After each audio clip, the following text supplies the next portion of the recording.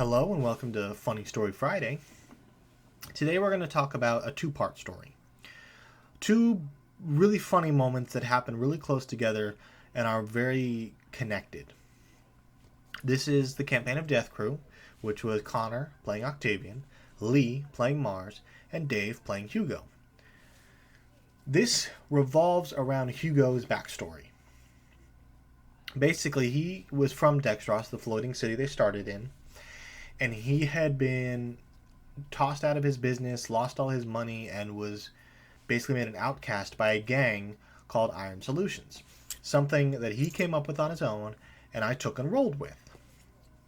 To start with, Octavian has a habit of wanting to dismantle criminal organizations. From the very beginning, he would like to pretend he's weak to get ruffians or gangs or, some not so nice people to think he's weak, and then he would beat them up and reform them as best he could. In this situation, they needed a way to get Iron Solutions. So with some with some money they had saved up, they bought a fake business. They made a weapon shop, hopefully something that would attract Iron Solutions, who would be seeking protection money. And this is where I kind of wanted to screw with Octavian a little bit, because up until that point he had been very comedy rich. He liked to pretend, he liked to mess with people, and he liked to mess with my NPCs. So I thought, okay, I'm going to mess with him a little bit.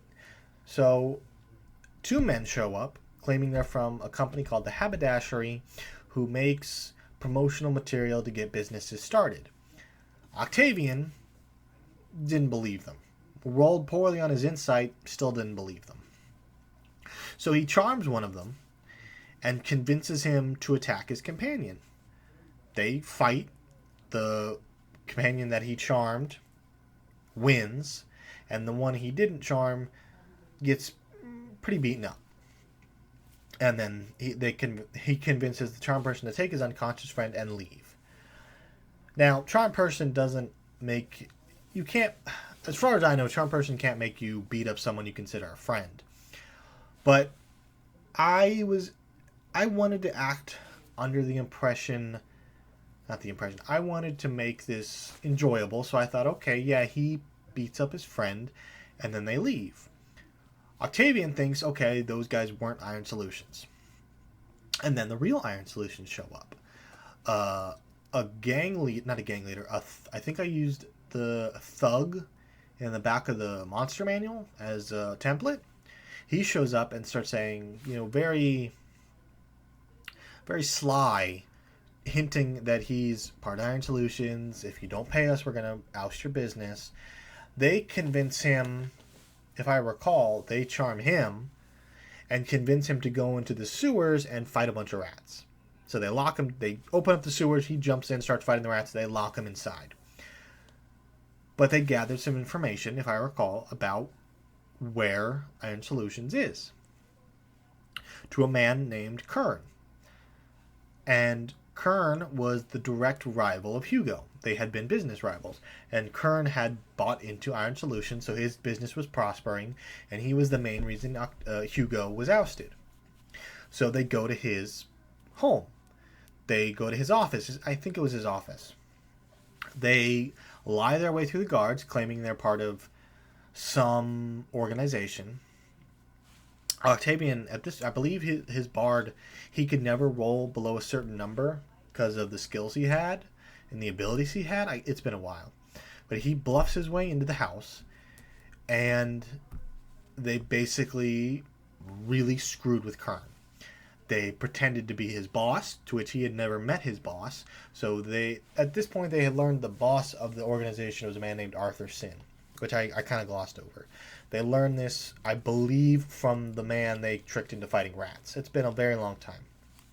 And all this was lost to the ether. The recording was on YouTube, it's got no audio, and the recording on my PC is now long gone. So this is all reciting from memory. It's all memory. I have no direct information. But they beat the crap out of him, throw him down the stairs, break his legs, basically just screw with him to the point that he's going to change his life or they're going to kill him. They convince him that.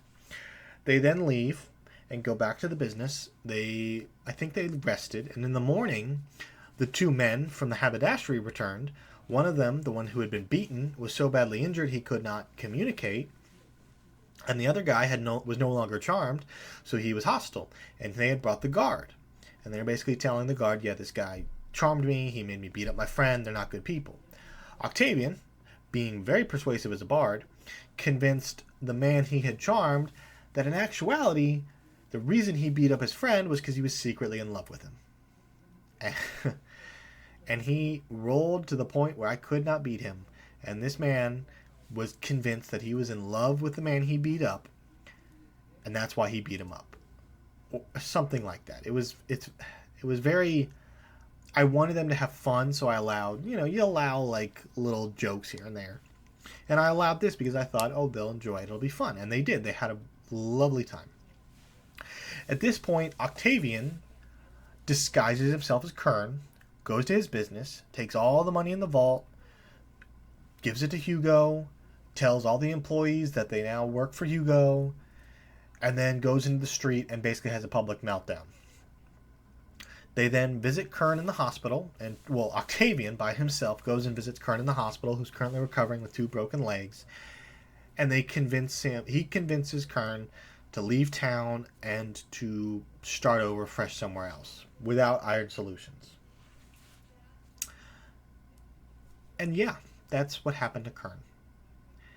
And if I recall, it's one of the moments that I had laughing fits because it was just so funny. Things that I can't replicate. I can give you a basic story, but there's moments, there's certain words, there's certain actions that they took, certain things that they said that I can't replicate, that were just so funny to me.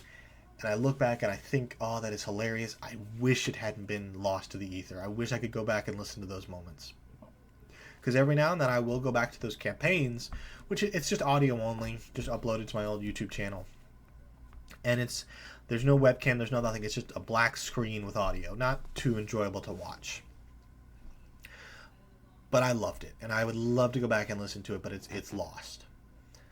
But to carry on, they continued with Iron Solutions for a while. That was their main driving goal for most of the campaign, and the campaign ended with the final boss being part of Iron Solutions, which is another story I'll get to. I'm trying to tell these in a somewhat order. I don't want to jump around and ruin. Like, there's tons of Polly Darton stories I could talk about, but those are so late in the campaign. There's moments that I have to explain now just to make those coherent or connected. I couldn't tell you that story, and then I have, there'd be parts of it that you wouldn't understand because there's parts of previous stories that I have to explain. But yeah, that's the end. That's the end of the week. I guess the question is, what's your favorite? Is there a moment in your campaign that made you laugh so much that you cried? And I guess that's my question in the comments. But thanks for watching.